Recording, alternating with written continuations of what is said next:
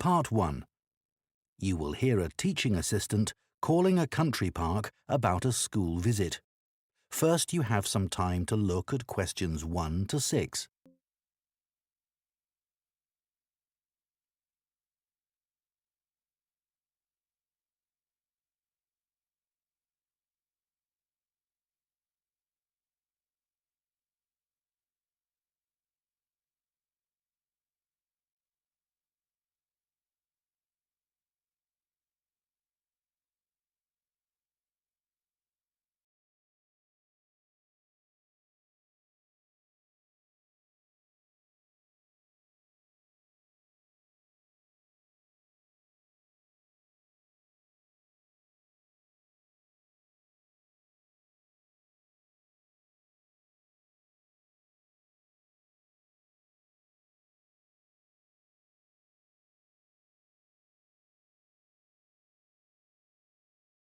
Two of our classes. OK. What would you like to know? Well, I'm new to this area, so perhaps you could tell me something about the park first, please. Of course. Altogether, the park covers 170 acres. That's 69 hectares. There are 3 main types of habitat: wetland, grassland and woodland. The woods are well established and varied, with an oak plantation and other areas of mixed species. Right. The wetland is quite varied too.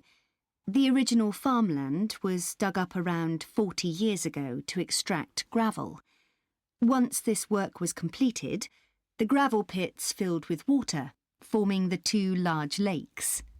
There are also several smaller ones, ponds, and a stream that flows through the park. OK, so I suppose with these different habitats, there's quite a variety of wildlife. There certainly is. A lot of different species of birds and insects, and also animals like deer and rabbits. And I understand you organise educational visits for school parties. That's right. We can organise a wide range of activities and adapt them to suit all ages. Can you give me some examples of the activities? Well, one focus is on science, where we help children to discover and study plants, trees and insects. They also collect and analyse data about the things they see. Another focus is on geography. The park is a great environment to learn and practice reading a map and using a compass to navigate around the park. Do you do anything connected with history? Yes, we do. For instance, the children can explore how the use of the land has changed over time. Then there's leisure and tourism. That focuses on your visitors, I would imagine. Yes, mostly. The children find out about them, their requirements, the problems they may cause, and how we manage these.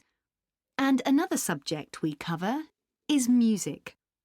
Here the children experiment with natural materials to create sounds and explore rhythm and tempo. That must be fun. Most children really enjoy it. Before you hear the rest of the conversation, you have some time to look at questions 7 to 10.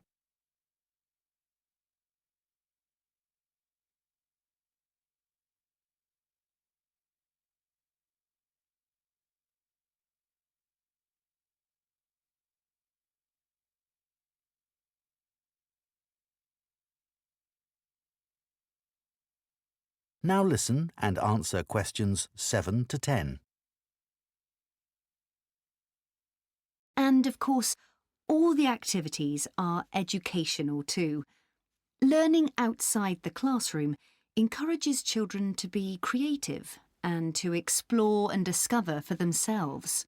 I would imagine they get a sense of freedom that might not be a normal part of their lives. That's right.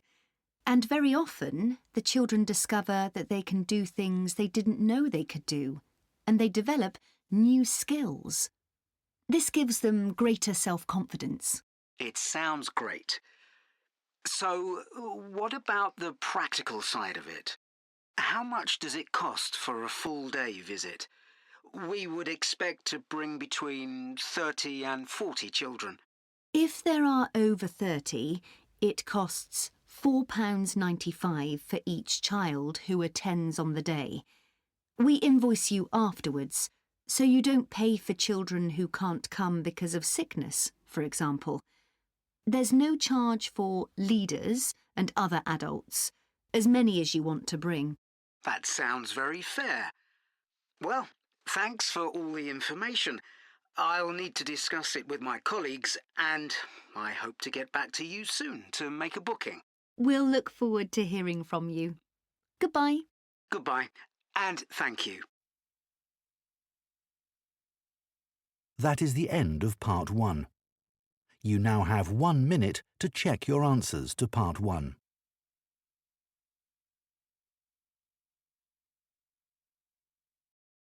Part 2. You will hear the chairman of Stanthorpe Twinning Association, which organises the link between Stanthorpe in England and a town in France, talking to members about the year's events. First, you have some time to look at questions 11 to 15.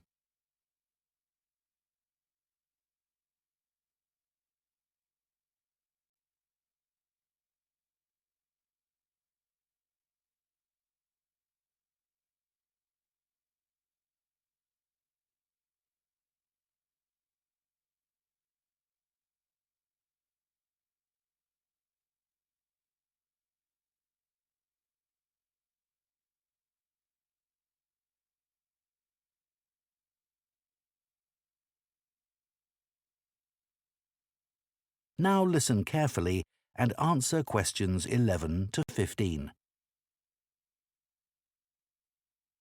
It's great to see so many members of the Twinning Association here tonight. Since the twinning link between our two towns, Stanthorpe here in England and Malat in France, was established, the relationship between the towns has gone from strength to strength. Last month, 25 members of the association from Stanthorpe spent a weekend in Malat. Our hosts had arranged a great programme. We learned how cheese is produced in the region and had the chance to taste the products. The theme park trip had to be cancelled, but we all had a great time on the final boat trip down the river. That was the real highlight. This is a special year for the association because it's 25 years since we were founded. In Malat, they're planning to mark this by building a footbridge in the municipal park. We've been discussing what to do here, and we've decided to plant a poplar tree in the museum gardens. We considered buying a garden seat to put there, but the authorities weren't happy with that idea. In terms of fundraising to support our activities, we've done very well.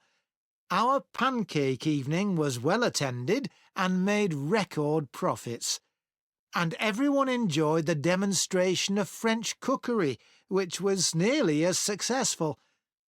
Numbers for our film show were limited because of the venue, so we're looking for somewhere bigger next year.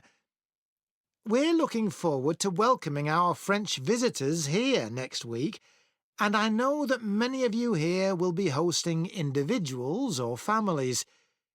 The coach from France will arrive at 5 p.m. on Friday. Don't try to do too much that first evening, as they'll be tired, so have dinner in the house or garden rather than eating out. The weather looks as if it'll be okay, so you might like to plan a barbecue. Then the next morning's market day in town, and that's always a good place to stroll round. On Saturday evening, we'll all meet up at the football club, where once again we'll have Toby Sharp and his band performing English and Scottish country songs. Toby will already be well known to many of you, as last year he organised our special quiz night and presented the prizes. Before you hear the rest of the talk, you have some time to look at questions 16 to 20.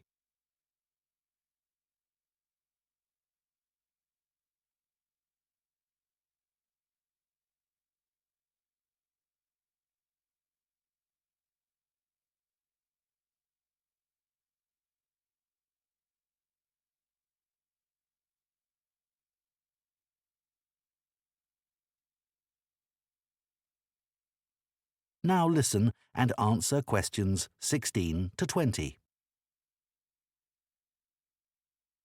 Now, on Sunday, we'll be taking our visitors to Farley House. You may not all be familiar with it, so here's a map to help you. You can see the car park at the bottom of the map. There's an excellent farm shop in the grounds where our visitors can buy local produce. It's in the old stables, which is the first building you come to. They're built round a courtyard, and the shop's in the far corner on the left.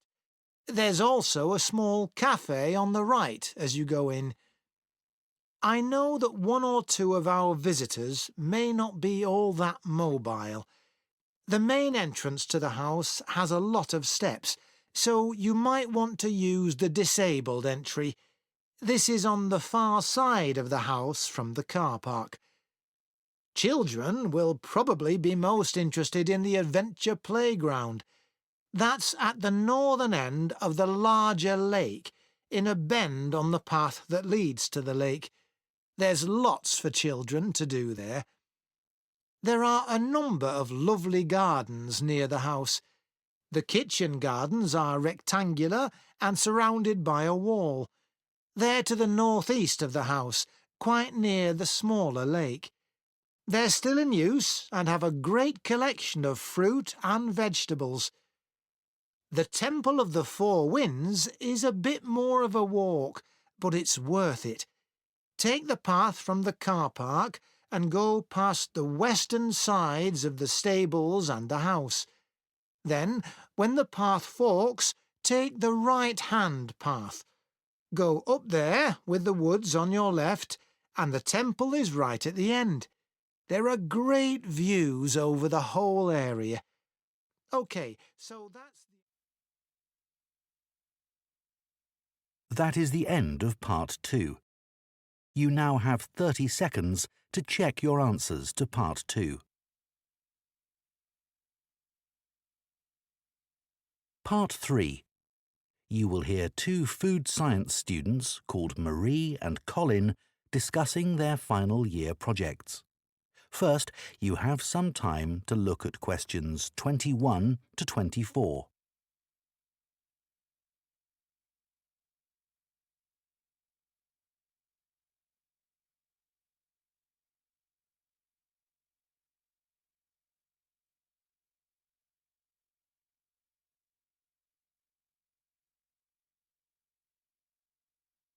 Now listen carefully and answer questions 21 to 24. I haven't seen you for a bit, Marie. No, I've been busy with my project. You're making a vegan alternative to eggs, aren't you? Something that doesn't use animal products. Yes, I'm using chickpeas.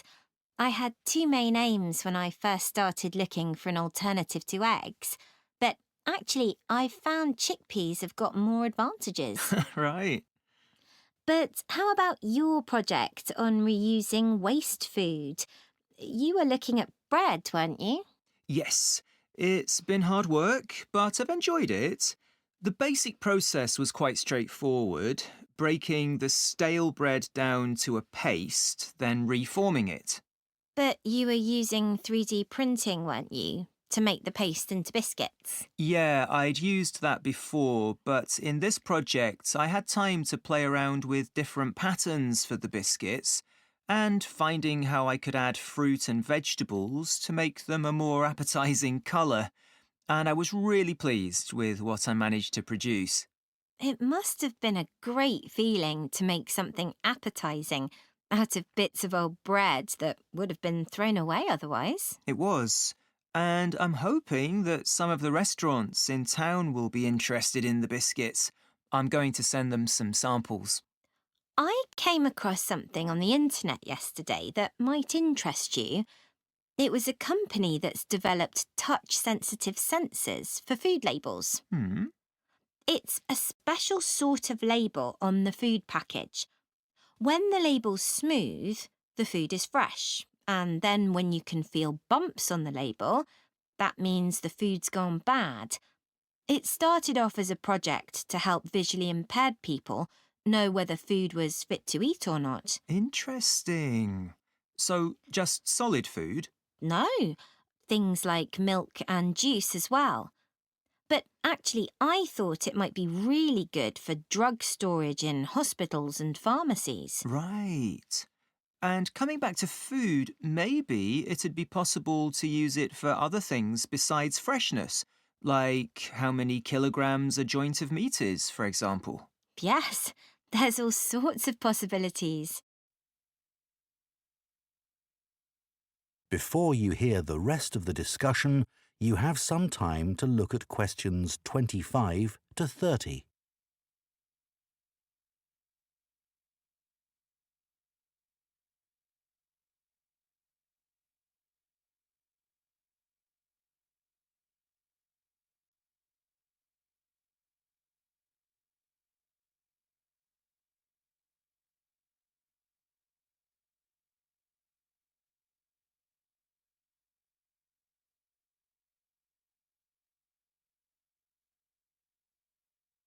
Now listen and answer questions 25 to 30.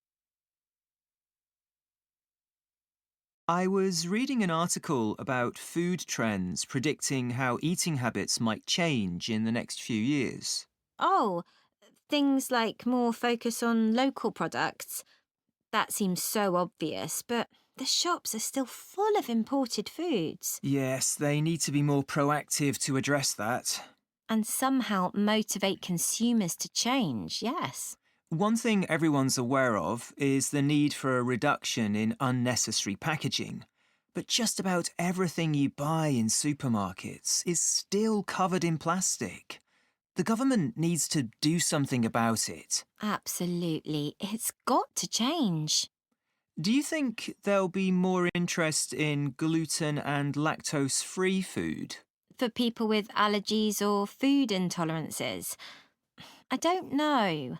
Lots of people I know have been buying that type of food for years now. Yes, even if they haven't been diagnosed with an allergy. That's right. One thing I've noticed is the number of branded products related to celebrity chefs. People watch them cooking on TV and then buy things like spice mixes or frozen foods with the chef's name on. I bought something like that once, but I won't again. Yeah, I bought a ready-made spice mix for chicken, which was supposed to be used by a chef I'd seen on television, and it didn't actually taste of anything. Did the article mention ghost kitchens used to produce takeaway food? No, what are they? Well, they might have the name of a restaurant, but actually they're a cooking facility just for delivery meals.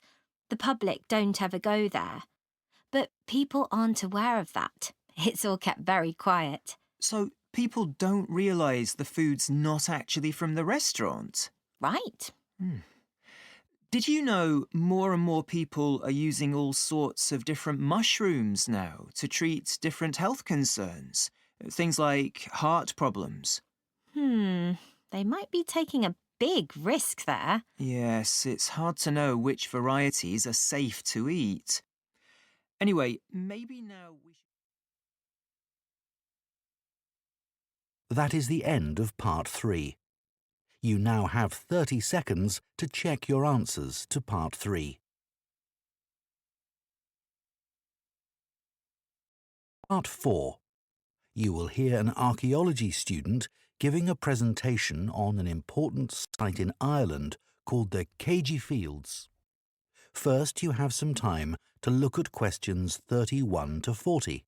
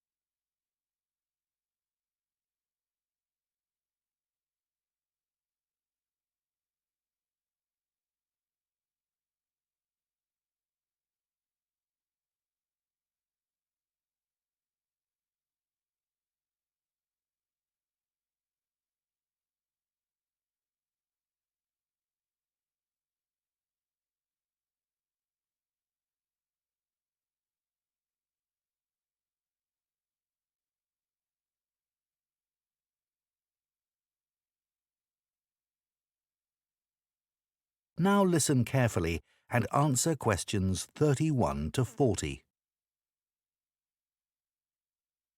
For my presentation today, I'm going to talk about the Keiji Fields in the northwest of Ireland, one of the largest Neolithic sites in the world. I recently visited this site and observed the work that is currently being done by a team of archaeologists there.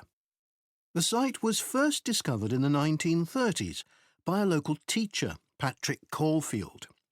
He noticed that when local people were digging in the bog, they were constantly hitting against what seemed to be rows of stones. He realised that these must be walls, and that they must be thousands of years old for them to predate the bog which subsequently grew over them. He wrote to the National Museum in Dublin to ask them to investigate, but no one took him seriously.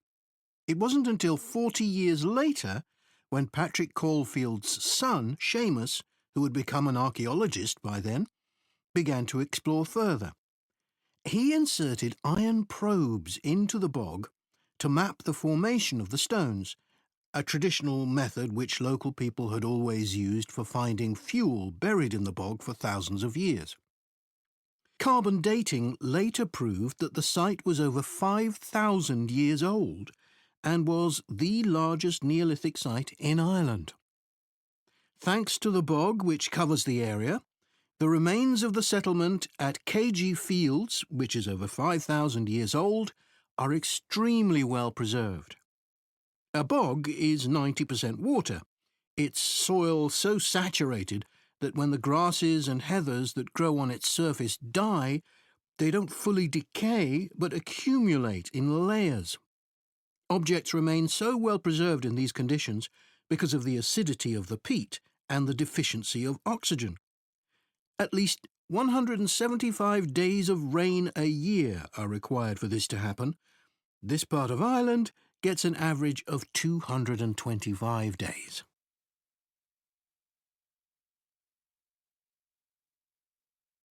The Neolithic farmers at Keiji would have enjoyed several centuries of relative peace and stability. Neolithic farmers generally lived in larger communities than their predecessors, with a number of houses built around a community building. As they lived in permanent settlements, Neolithic farmers were able to build bigger houses. These weren't round, as people often assume, but rectangular, with a small hole in the roof that allowed smoke to escape. This is one of many innovations and indicates that the Neolithic farmers were the first people to cook indoors. Another new technology that Neolithic settlers brought to Ireland was pottery. Fragments of Neolithic pots have been found in Keiji and elsewhere in Ireland. The pots were used for many things, as well as for storing food. Pots were filled with a small amount of fat, and when this was set alight, they served as lamps. It's thought that the Keiji Fields were mainly used as paddocks for animals to graze in. Evidence from the Keiji Fields suggests that each plot of land was of a suitable size to sustain an extended family. They may have used a system of rotational grazing in order to prevent overgrazing and to allow for plant recovery and regrowth. This must have been a year-round activity, as no structures have been found which would have been used to shelter animals in the winter. However, archaeologists believe that this way of life at Keiji ceased abruptly. Why was this? Well, several factors may have contributed to the changing circumstances. The soil would have become less productive and led to the abandonment of farming. The crop rotation system was partly responsible for this, as it would have been very intensive and was not sustainable. But there were also climatic pressures too. The farmers at Keiji would have enjoyed a relatively dry period, but this began to change, and the conditions became wetter as there was a lot more rain. It was these conditions that encouraged the bog to form over the area, which survives today. So now I'd like to show you some. That is the end of Part 4. You now have 1 minute to check your answers to Part 4.